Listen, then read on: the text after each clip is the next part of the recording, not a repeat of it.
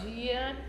Nós temos o prazer e a honra de receber na pós-graduação em Estudos de Literatura da UF o professor João César de Castro Rocha, professor da UERJ, professor titular da UERJ, já foi professor em vários lugares, né, João?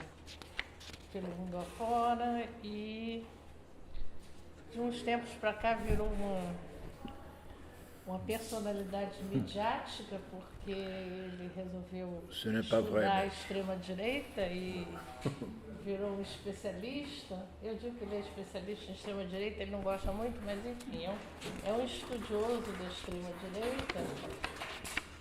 Mas hoje ele vai falar de literatura, que é o que eu, assim, que eu mais admiro no João, é um dos grandes nomes da literatura no Brasil, tá? Dos estudos literários, talvez o maior, eu acho. Então, nós temos aqui essa honra de recebê-los e para vocês é um privilégio, né, gente? Vamos combinar que é um presente meu para o João. João, eu agradeço muito a sua presença. João é meu amigo desde que ele era um garotinho, quase igual o Joãozinho. Você passa pela minha banca. Eu sei. Beth, olha, uau! De todas, titular também. É verdade. Então, vamos lá, João. Tá bom. Beth, muitíssimo obrigado pelo convite, pela oportunidade do diálogo. Como de fato, será menos uma aula do que uma conversa sobre dois textos, mas especialmente o texto que não é meu, óbvio, o texto de Antônio Cândido. O que eu gostaria de fazer, se todos estiverem de acordo, para combinar um protocolo mínimo, eu acho que podemos dedicar umas 1h30, 2 horas ao texto do Cândido e 1 hora ao meu. Deixamos menos tempo para o meu texto. O texto do Cândido é o mais importante. E eu gostaria de propor um exercício. Como a Beth mencionou, eu tenho uma experiência ampla em contextos acadêmicos dos mais diversos e eu tenho uma convicção formada nos últimos 10 anos de que há um problema hoje que não é brasileiro, não é da UF, do Rio de Janeiro, da UERJ, é um problema mundial, que é um problema de leitura, de apreensão do texto em geral e do texto literário em particular. O do texto literário chega a ser um pouco dramática, a dificuldade no mundo inteiro com que as pessoas de fato enfrentam as dificuldades inerentes a um texto literário complexo. E a dificuldade inerente a um texto literário complexo, o senhor é neurocientista, compreendi corretamente? É uma característica fenomenológica do texto literário que torna o texto literário algo absolutamente fundamental para a neurociência, embora seja menos explorado ainda, principia. É que o que diferencia um texto literário de um texto não literário, que é o que nós estaríamos discutindo hoje, é que um texto literário, do ponto de vista cognitivo, ele é formado por indeterminações estruturais, o que é bem simples. O que define um texto ficcional, um texto literário, é o fato de que nem todas as informações estarão disponíveis. Isso com graus diversos de densidade. É claro que se pensarmos de Machado de Assis a Paulo Coelho, de James Joyce a J.K. Rowling, o grau de densidade da indeterminação muda radicalmente. Mas o que é bem simples para compreender, porque as pessoas geralmente ficam muito preocupadas em entender, é muito simples. Se eu dissesse um título de um romance, Gabriela, cheiro de cravo, cor de canela, o que seria a cor de canela para o senhor?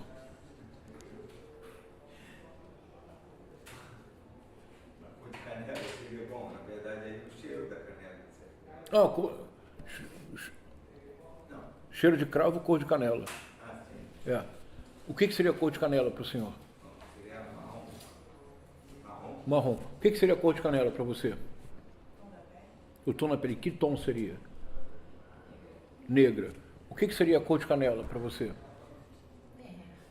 tom da pele. Mas... E qual seria o tom da pele? Pois é. Pois é. É uma boa resposta. Isso é estrutural ao texto ficcional, porque o Jorge Amado não diz cor de canela, vírgula, isto é, e uma adjetivação que explicitaria ou que restringiria a possibilidade de definição do termo. De acordo?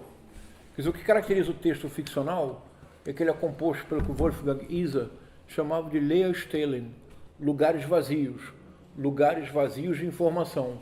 Se há um lugar vazio de informação e, no entanto, é um texto, e texto é o particípio passado do verbo tecer em latim. Então, texto é um tecido. Se é um tecido, tem alinhavo. Se tem alinhavo, tem coerência interna. Se tem coerência interna, pode ser lido. Mas ele pode ser lido desde que os lugares vazios sejam preenchidos, ainda que temporariamente. Quem os preenche? O leitor. Então, o texto ficcional ou o texto literário, que é composto por indeterminações estruturais, ele é um texto que, de maneira inconsciente, faz um apelo à imaginação do leitor e da leitora. E o mais importante é que esse apelo é inconsciente. Nenhum de nós, lendo Jorge Amado, pensará, cor de canela, o que será isto? Vírgula. Isto é, e eu defino para mim mesmo. Nenhum professor universitário faria tal gesto. A força da experiência literária é que esse movimento permanente de preenchimento ele é inconsciente. E ele é sujeito a correções. Se 10 páginas depois o autor diz cor de canela, ou seja, e define, você pode reconfigurar a sua imaginação inicial, está claro? Então esse é um texto literário. Ele é um texto constituído por indeterminações estruturais, mas ele é um texto, portanto ele tem alinhavo, ele é um tecido. Isso é bem importante, porque do ponto de vista teórico, isso já esclarece 2 pontos fundamentais, rigorosamente fundamentais. Não existe teoria correta, isto é, nenhuma teoria é capaz de dar conta da complexidade de um texto ficcional, porque uma vez que ele é composto por lugares vazios, eu posso, na verdade, se eu tiver 2 neurônios funcionando adequadamente, se eu for um sociólogo da literatura, eu encontro elementos da ordenação social, porque há sempre alusões ao real no texto ficcional. Ainda que seja um texto surrealista pelo avesso, eu consigo ver alusões ao reais. Mas se eu sou um formalista empedernido, anacrônico, eu vou sempre encontrar a literariedade, cuja definição é um primor de tautologia, não é? 1927, Roman Jakobson, Nova Poesia Russa. Literariedade, ele define. Literaturnost, em russo, e ele define. Literariedade é aquilo que num texto literário torna propriamente literário. É notável. E é absolutamente notável que por décadas ninguém tenha se perguntado, meu senhor, esta definição não define nada. O senhor, isso é uma petição de princípio, eu repito. 1927, a Nova Poesia Russa, o conceito que moveu toda a teoria da literatura até ontem. Literariedade, literaturnost. Literariedade é aquilo que num texto literário torna propriamente literário, ou seja, não está definido. A definição fenomenológica do Husserl é muito mais importante. O que seria o literário é a indeterminação estrutural, que implica uma ação específica da nossa cognição afetiva no momento mesmo que a ação é realizada, sem que dela nós tenhamos consciência. Está claro? É uma definição muito mais interessante do que seria ficcional ou literário. Eu vou retomar essa ideia na segunda parte, ao tratar do direito à leitura literária. Agora, o que é um texto não ficcional? Um texto não ficcional é um texto no qual as estruturas de indeterminação são reduzidas ao mínimo. É só isso. Então, num texto não ficcional, a convocação não é a sua imaginação, em primeiro lugar. A convocação é a sua capacidade de ordenação do pensamento alheio. Algo cada vez mais difícil hoje em dia, porque nós não escutamos o outro. Nós temos uma dificuldade radical hoje em dia de escutar o outro, não é? De simplesmente colocar-se à escuta, à disponibilidade da fala alheia. Nós temos a dificuldade radical de fazê-lo hoje em dia, não temos? Então, isso torna difícil a leitura de um texto como o do Antônio Cândido. Então, o exercício que eu faço já tem uns 15 anos, é que nas minhas aulas de literatura comparada, o que nós fazemos é que passamos um semestre inteiro lendo uma peça de William Shakespeare, sem nenhuma introdução de texto crítico ou teórico, embora eles estejam sempre disponíveis para office hours, para conversar com os alunos. E nós lemos da primeira à última palavra. E fazemos um exercício de leitura literária, intenso. No primeiro mês, geralmente os alunos se desesperam. Eu não sei se na UF existe um recurso chamado SAID. Na UERJ há um instrumento burocrático chamado SAID, que o aluno pode sair da turma depois de 2 ou 3 semanas. Acontece com muita frequência, eu compreendo perfeitamente. Isso no texto literário. Eu vou retomar essa ideia depois. No texto não literário, no texto não ficcional, nós precisamos ser capazes de, antes de começar a discussão, de atingir um mínimo denominador comum. Isto é, se eu disser 4 frases sobre o texto do Antônio Cândido, se todos leram, todos precisam concordar. É o mínimo denominador comum. A partir do momento em que nós chegamos ao mínimo denominador comum em relação ao texto, então as discussões principiam. E aí não existe interpretação correta nem interpretação única, mas existe sim um mínimo denominador comum no texto não ficcional. Se isso não for alcançado, é fracasso da leitura. Não há outro termo. Aqui não existe democracia. Não, é fracasso de leitura. Porque o texto está desenvolvido de uma forma tal em que as estruturas de determinação foram reduzidas ao mínimo. Isso quer dizer que, de fato, há um alinhavo que costura o texto. E nós devemos ser capazes de resgatar este alinhavo para, então, discutir. Podemos, então, fazer esse exercício? Todos leram o texto, não é? Sabe que é importante mentir para fazer um professor feliz, não é? Então, todos leram o texto mais de uma vez, fizeram anotações precisas, então o exercício vai ser muito facilitado. Então, vamos lá. Fenomenologicamente. Quer fazer pergunta, filho? Pode perguntar. Eu vou perguntar para todo mundo. O que é literatura? Filho, boa pergunta. Escolhe uma pessoa para responder, filho. Você. Vamos lá. Para o Antônio Cândido. Você tem que falar sim ou não. Isso. Fala. Para o Antônio Cândido seria uma espécie de fabulação, não? Sim, ótima resposta, filho. Obrigado. Esse menino é o futuro professor, tá vendo? Agora você. Não, agora volta para o pai, filho. Vamos lá, então. Fenomenologicamente, o texto é composto por 7 seções. Sendo que a última seção, a 7ª, é, na verdade, uma brevíssima conclusão do raciocínio.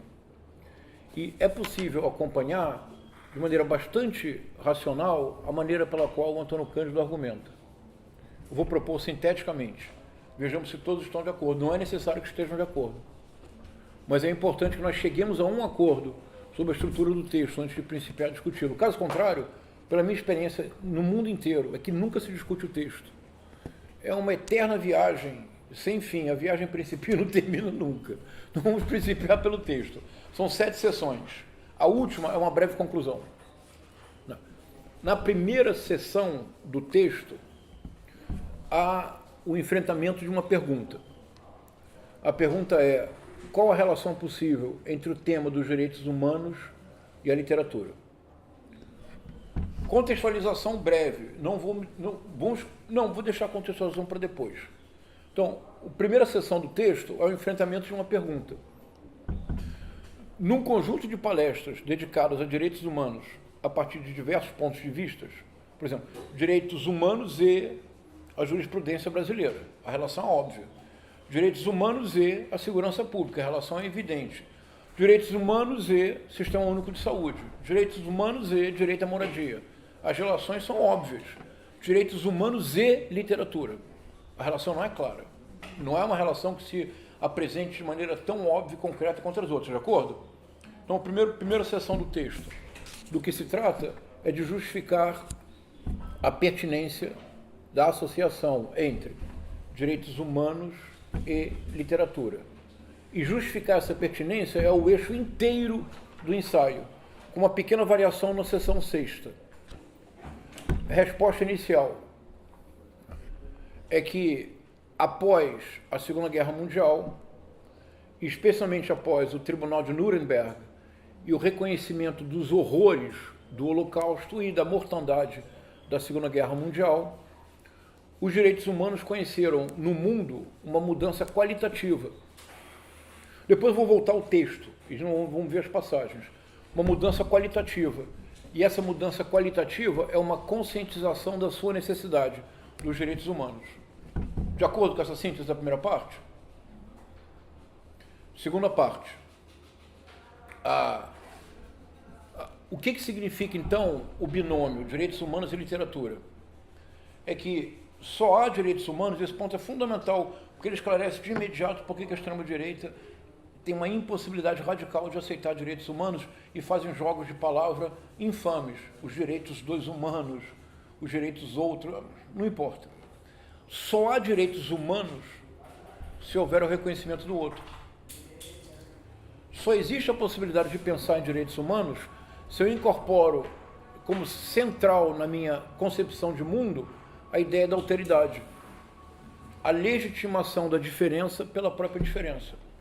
Para colocar numa frase, que é uma síntese da complexa filosofia ética do Emmanuel Levinas, ele tem uma frase que é lapidar, que sintetiza toda a complexa e vasta obra de filosofia ética do Emmanuel Levinas.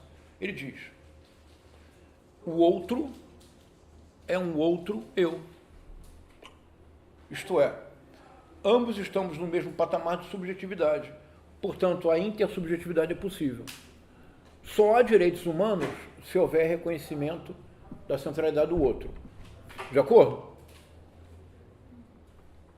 Segunda parte. Vem a relação com a primeira, muito clara. Vê como é que ele constrói o argumento.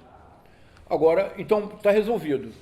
Há uma sensibilidade nova na humanidade, ocasionada por duas terríveis guerras mundiais, no âmbito da segunda, algo tão inconcebível quanto o Holocausto, tão inconcebível quanto o genocídio que acontece hoje na Palestina. Inconcebível.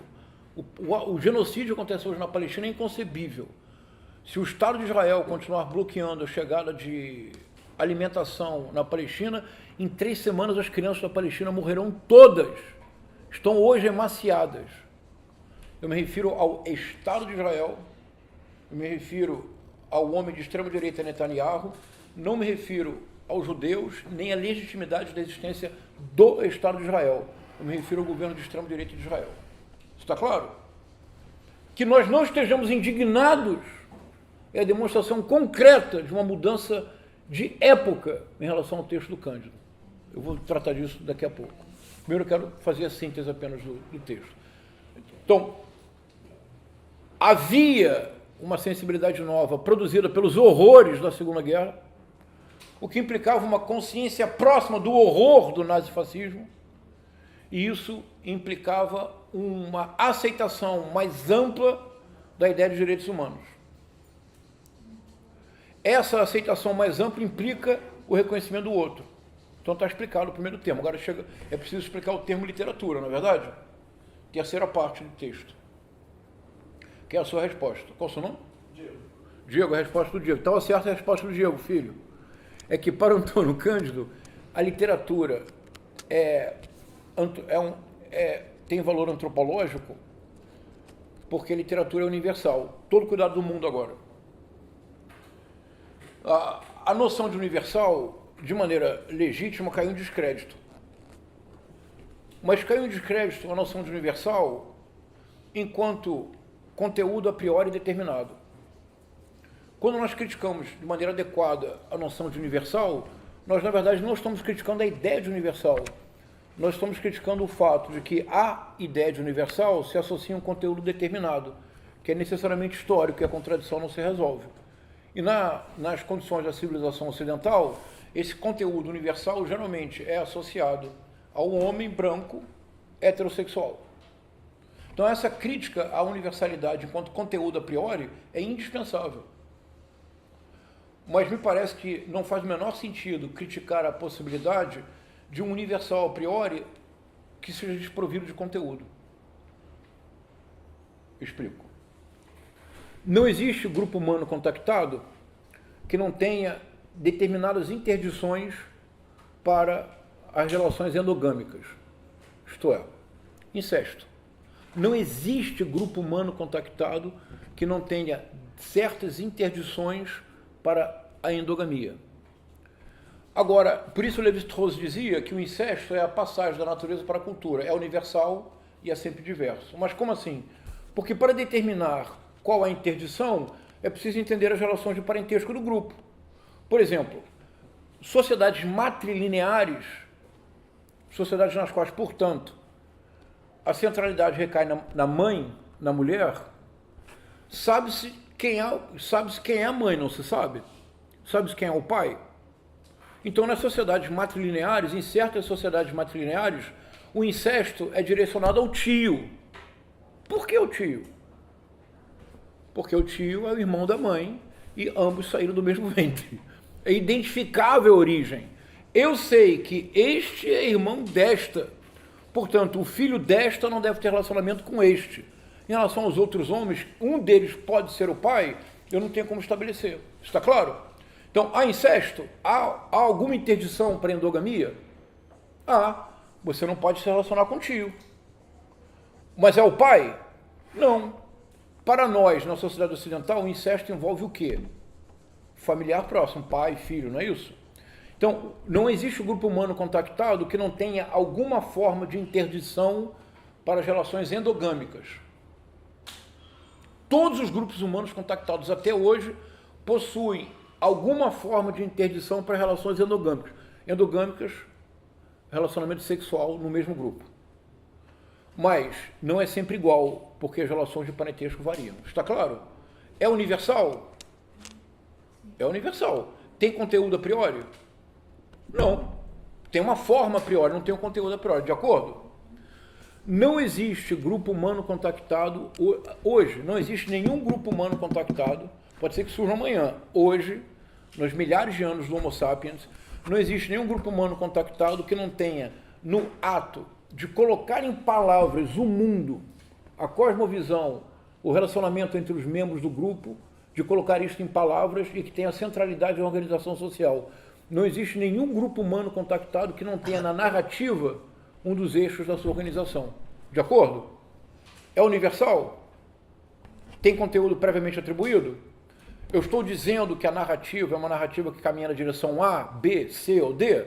Não. Eu estou dizendo que o ato de colocar em palavras a maneira de compreender o mundo e a forma de relacionamento entre as pessoas, que qualquer grupo humano contactado possui esta habilidade no centro da sua organização. De acordo? É universal? Tem conteúdo a priori? Precisamos abrir mão da ideia de universal? Não. Porque se abrirmos mão da ideia de universal, nós não vamos dar conta de muitas questões que são propriamente características do Homo sapiens. Está claro? E são questões que estão muito próximas na passagem da natureza para a cultura.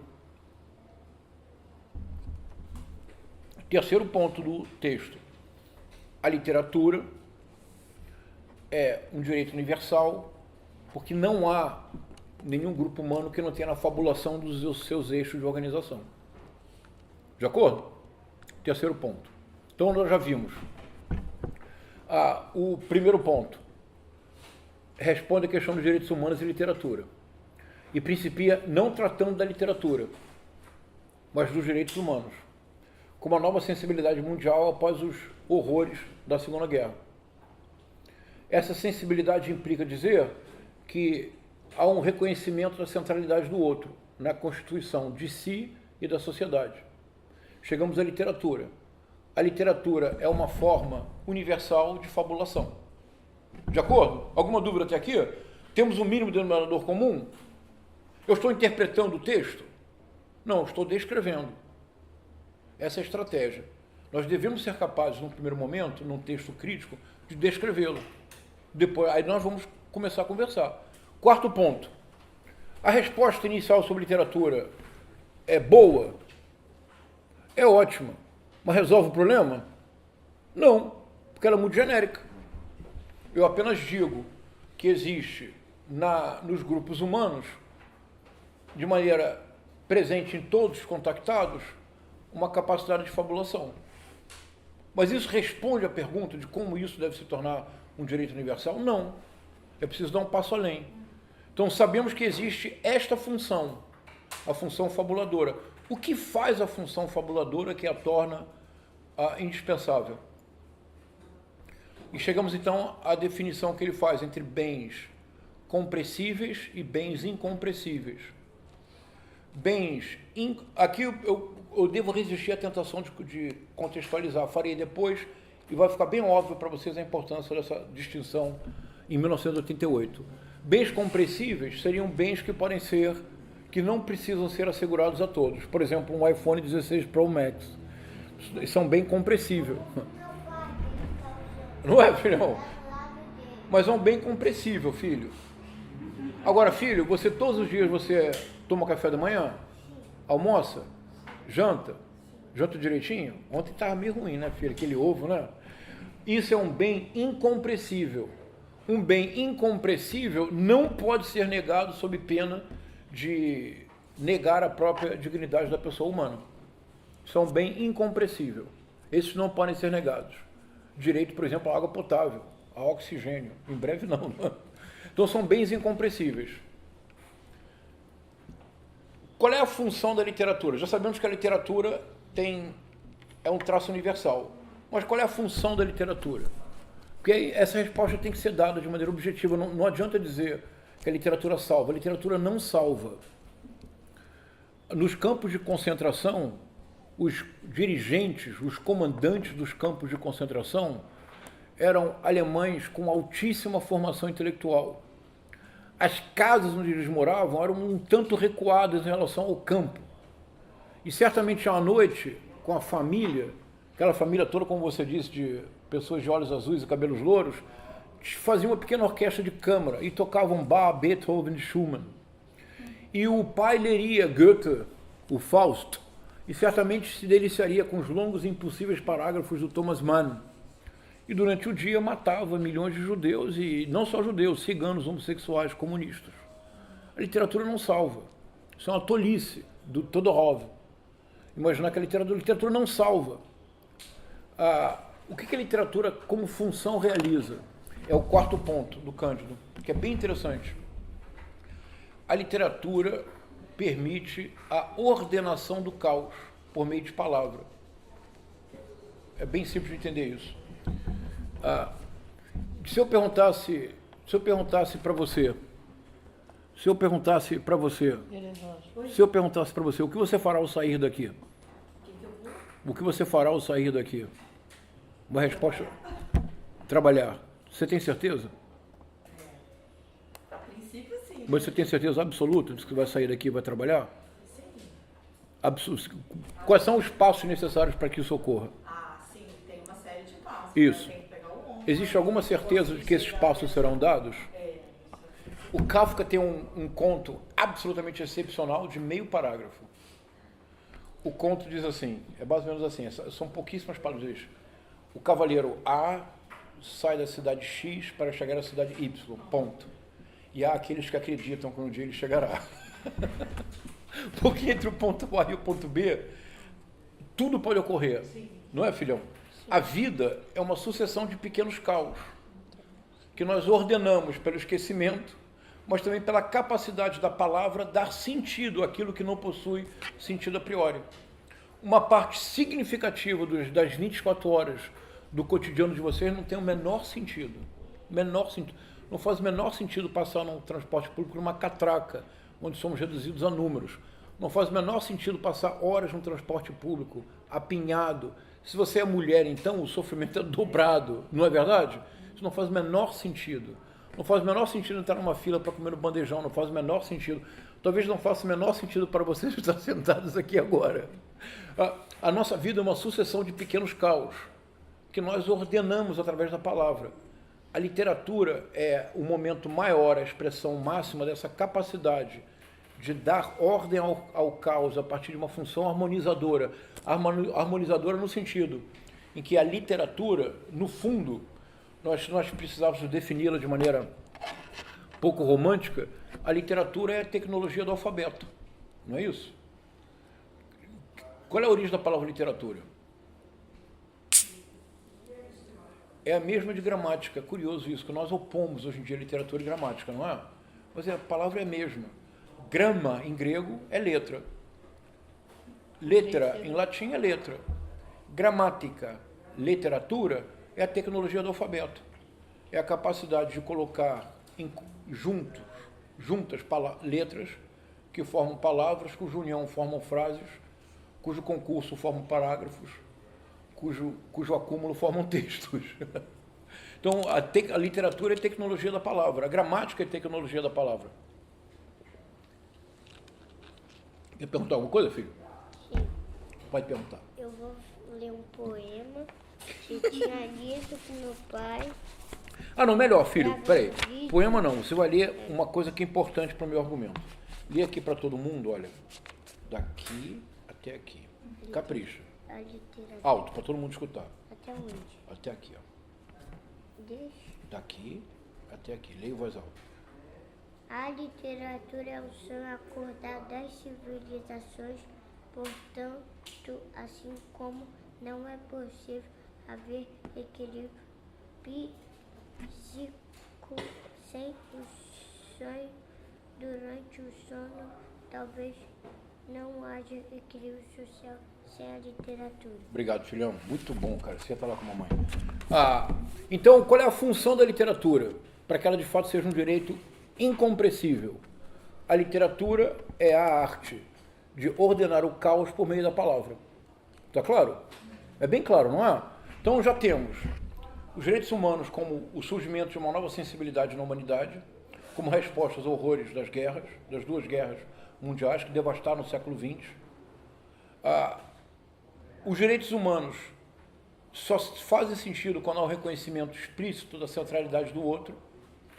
A literatura tem uma função universal pela capacidade de fabulação inerente ao gesto humano, mas essa capacidade, ela só, de fato, pode ser um direito inalienável porque ela possui uma função. A função é a função ordenadora do caos por meio da palavra. Está claro? Agora, então já temos as 4 primeiras sessões.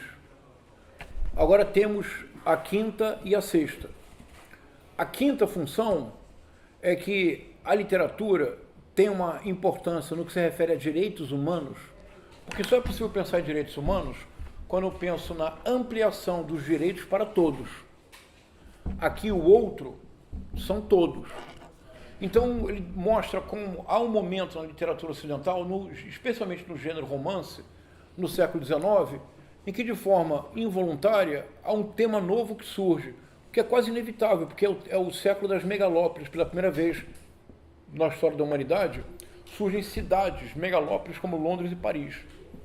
E Londres e Paris, se nós pensamos hoje, nós sequer imaginamos que Londres e Paris no século XIX era o território de Eugène Sue e de Charles Dickens, o território da mais absoluta iniquidade, da mais absoluta falta total de dignidade da pessoa humana. No início, no século XIX, a maior onda de revoluções da história aconteceu na Europa em 1848. E é absolutamente fascinante. No fim de janeiro de 1848, Marx e Engels enviam para o editor em Londres o Manifesto Comunista, para ser traduzido e publicado. Em fevereiro, em 24 de fevereiro, o rei Luís Filipe II abdica pela Revolução, começa no dia seguinte a Segunda República, há uma onda de revolução que varre a Europa. Toda a Europa foi varrida pela onda revolucionária de 1848 e 1849. Qual era a essência da onda revolucionária de 1848 e 1849? O trabalho eram 16, 18 horas por dia. Criança não ia para a escola, criança ia trabalhar. Era uma coisa absolutamente desumana. O nível de miséria de Paris e Londres é inimaginável. A literatura começa a tratar desse tema de maneira que nós chamaríamos de idealista romantizada. Charles Dickens, embora toda a miséria está lá. David Copperfield, toda a miséria terrível das crianças, o drama dos asilos, dos órfãos, das crianças trabalhando 16, 18 horas por dia, todo esse drama está em Charles Dickens. Assim como, muito em breve, todo o drama da desigualdade radical e da miséria, que é inconcebível os níveis de miséria, estarão nos romances de Zola, mas também indiretamente. Também, o Les Misérables, o Victor Hugo, Balzac, Zola, tudo está lá. Eugène Sue está lá, Os Mistérios de Paris. Uma das partes consideráveis dos Mistérios de Paris é a descrição da miséria na qual viviam todos. É o 5º ponto. Houve um instante em que a literatura, por assim dizer, faz-se porta-voz, arauto, daqueles que não têm voz, que são os pobres, mas não são pobres, são miseráveis. Esse é o 5º ponto. Então, a literatura, antes mesmo, o que o Cândido está dizendo, antes mesmo da nova sensibilidade surgida após as 2 guerras mundiais no século XX, que é uma sensibilidade que implica o reconhecimento do outro e que, portanto, pretende estender para todos os direitos de apenas alguns, a literatura, já no século XIX, despertava essa sensibilidade. Essa sensibilidade que explode no século XX, em alguma medida, é também um resultado da sensibilidade germinada já que falamos do Zola, não é? Da sensibilidade germinada na literatura oitocentista. Bonito argumento, não é? Chegamos ao 6º ponto, porque ainda não está tudo respondido. Se a literatura é um direito incompressível, nós estamos então colocando a literatura, a experiência literária no mesmo nível do que o artigo 6º da Constituição consagra. Você se recorda, não é? No artigo 6º da Constituição está lá dito que é a obrigação do Estado fornecer, acreditem, moradia, saúde, alimentação, educação, lazer, qualidade de vida. Então, agora como já estou terminando, vou em breve mencionar a contextualização. Como dizer que a literatura está aqui? Como situar a literatura neste elenco de necessidades obviamente prementes que podem ser associadas à sobrevivência? Então, no 6º ponto, não tem uma estrutura argumentativa linear. Do 1º ao 5º, nós podemos seguir facilmente, não podemos? Uma nova sensibilidade, após os horrores do século XX, os direitos humanos tornam-se centrais. E ninguém tem coragem de negá-los, esse é o ponto central. 2º ponto, isso quer dizer que há então um reconhecimento novo em relação ao outro. 3º ponto, a literatura principia a entrar, ela tem potência universal, porque não existe ser humano que não fabule, assim como não existe ser humano que não sonhe. Se você parar de sonhar, do ponto de vista psíquico, você tem colapso. Nós deixamos de recordar os sonhos, porque nós não temos outro ritmo de vida. Nenhum de nós deixou de sonhar. A literatura é o sonho acordado das civilizações. É fundamental para o equilíbrio psíquico. Por quê? Porque a literatura é a responsável, através da sua função, de ordenar o caos por meio da palavra. Então, a literatura, agora o 1º ponto se associa ao 5º. Se surgiu uma nova consciência dos direitos humanos, é porque em alguma medida também a literatura fomentou essa consciência a partir do romance do século XIX. Não apenas, mas sobretudo. Chegamos então ao 6º ponto.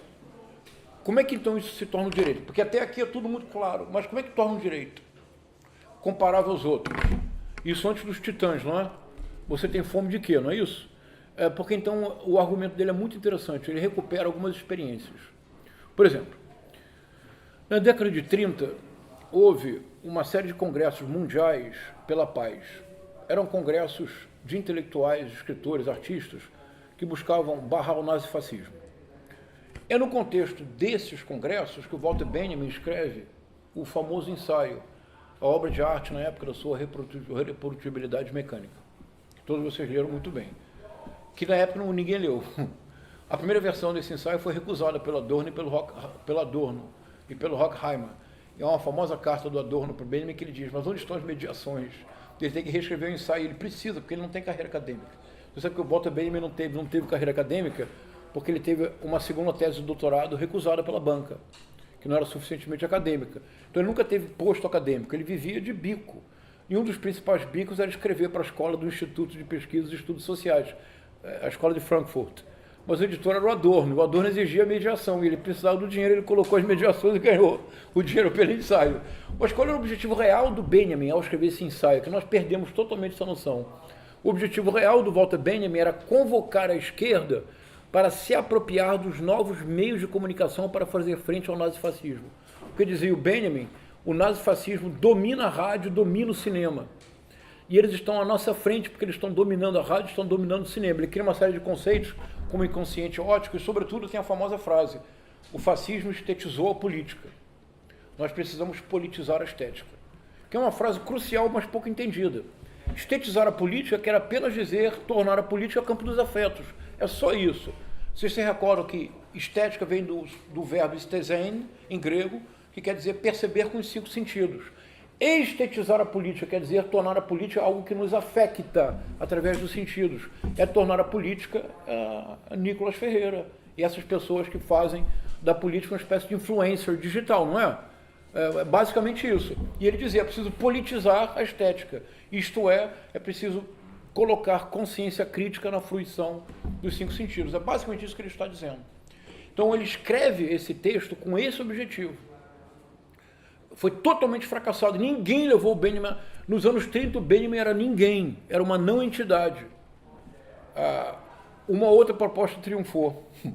A proposta foi a seguinte: vocês sabem que a irmã do Nietzsche era nazista mesmo, alinhada ao Hitler, e ela fez uma edição absolutamente falseadora da ideia de Übermensch do Nietzsche, de modo a aproximar de alguma forma a ideia de Übermensch à raça ariana. Übermensch é super-homem em alemão. Mas o que o Nietzsche chama de Übermensch? Basta ler. O que o Nietzsche chama de Übermensch é uma estrutura psíquica que não tem superego, é só isso. Só isso. É uma estrutura psíquica que o ego se dialoga muito bem com o seu id e realiza todos os seus desejos sem repressão. É isso. Tanto que o Freud, numa famosa carta, o Freud perguntaram se havia lido Nietzsche, ele disse não. Mas não li de maneira deliberada, porque pelo que soube, sei que seria muito influenciado por ele. Todo Freud é um anti-Nietzsche, porque todo Freud é a ideia do ego, que depende de um equilíbrio dinâmico entre o id e o superego, isto é, entre os desejos que eu tenho e a impossibilidade de realizá-los pela introjeção das normas sociais.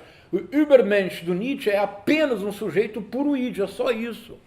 É alguém que tem seus desejos e quer realizá-los a todo custo, sem se preocupar com as normas sociais, é só isso. É muito, né? Mas é isso que o Nietzsche entende por Übermensch. Houve edições fraudulentas, chanceladas pela irmã do Nietzsche, que aproximavam Übermensch como sendo uma antecipação da raça superior ariana. É filosoficamente absurdo, politicamente compreensível. Qual foi a sugestão, em lugar de, por exemplo, fazer um documentário, um programa de rádio sobre Nietzsche e a noção de Übermensch, que é facilíssima de entender, qual foi a solução que os acadêmicos, que os alemães chegaram? Organizar edições críticas das obras completas de Nietzsche para serem vendidas a preço popular. É uma maravilha, não é? Vocês conseguem imaginar o que é uma edição crítica preparada por um especialista alemão, Bede? É ilegível. Quer dizer, para nós é uma maravilha. Mas para a massa que está assistindo os filmes da Leni Riefenstahl, está encantada com os filmes da Leni Riefenstahl, pensaram obras completas do Nietzsche com edição crítica feita pela Academia Alemã, é uma coisa extraordinária, não é? Então, e como isso se relaciona ao sexto ponto do texto do Cândido? É que então o Cândido recupera uma experiência de 1934, um desses congressos, em que se sugeriu que seria muito importante que a literatura para o proletário fosse uma literatura proletária, ou seja, o chamado realismo socialista. Aqui no Brasil teve muitos representantes, por exemplo, Os Caminhos da Liberdade, do Jorge Amado, 3 volumes, encomendado pelo Partido Comunista. O Cavaleiro da Esperança foi um livro escrito dentro do bojo de uma campanha internacional de libertação do Luiz Carlos Prestes, que estava preso pela ditadura do Getúlio Vargas, depois que, de maneira covarde, a esposa do Prestes, a Olga Benário Prestes, foi deportada, entregue no campo de concentração e morreu. Era judia alemã, morreu no campo de concentração. Então, era nesse contexto. Então, qual foi a experiência que aconteceu então? Produziu-se essa literatura socialista engajada e ela foi dada para os operários, que não tiveram nenhum interesse por essa literatura, mas nenhum interesse, era didático demais, era muito didático. Tem um francês, um escritor engajado, fez algo. Para esses mesmos operários, deu Balzac, Stendhal e Flaubert para ler. Qual foi o resultado? Um delírio. Adoraram, queriam ler mais, chegaram a Shakespeare. Então o argumento do Cândido é que, se nós de fato levarmos a sério a noção de direitos humanos, isso implica dizer que não pode haver a fruição do que teoricamente seriam bens de alta cultura apenas para uma parte da população. Todos os bens produzidos pelo homem devem ser pelo homem compreensíveis. É incompreensível porque é compreensível. É um bem necessário porque seria uma negação de toda a estratégia dos direitos humanos achar que se você é proletário, você apenas lê literatura proletária. Se você é A, você apenas lê literatura A. Em tese, se trata de uma disposição universal, a literatura deveria estar disponível para todos. Todas as formas de literatura, não apenas Dostoiévski e Machado de Assis, todas as formas, mas todas as formas possuem o que eles chamam no final níveis de inter-relação de diversos níveis da cultura. Não existe cultura popular e cultura erudita. Por exemplo, a ópera no século XIX, era popularíssimo. Popularíssimo. Por exemplo, com coincidência, por exemplo, uma ópera como Rigoletto, que tem uma das áreas mais famosas da história da ópera, La donna è mobile qual piuma al vento. Todos conhecem? Essa La donna è mobile qual piuma al vento, muta d'accento e de pensiero, que vocês conhecem bem. Torcidas inglesas usam essa melodia. Já viu isso? É notável, não é? Há torcidas inglesas que uma vez eu estava num estádio na Inglaterra, eu escutei isso. Lá, lá, lá, lá, lá, lá, lá, lá, lá. Eu falei, que isso? Eles estão cantando ópera? Não, eles adaptam como hino da torcida, como para motivacional. A ópera era extremamente popular. Quando o Rigoletto estreou, o Verdi escondeu a área dos cantores até o último momento, porque ele sabia que era tão melódico, era tão irresistível, que antes da ópera estrear, todos já estariam subindo nas ruas. O Homem Célebre do Machado de Assis, o Pestana, que compunha polcas na ponta dos dedos, mal acabava de compor, na noite seguinte as pessoas já subiavam nas ruas. Absolutamente popular. O nome Verdi, na época da unificação italiana, o momento italiano de formação do Estado Nacional, avançado do século XIX, todos na rua gritavam Verdi, Verdi, Verdi, Vittorio Emanuele, Re d'Italia, que era uma coincidência única entre o nome do compositor de ópera e a unificação, a libertação italiana do Império Austríaco. Era popular, absolutamente popular. Não havia nada que... Então, há uma relação profunda entre o que se chama popular e o que se chama erudito. Ela apenas tem que ser explorada e tornada disponível. Não é obrigatório que as pessoas leiam Dostoiévski e Machado de Assis, mas pelo menos na biblioteca tem que estar disponível. É uma possibilidade de ampliação do repertório humano. Está claro? Termina o ensaio. O ponto 7 é apenas um fecho do ensaio.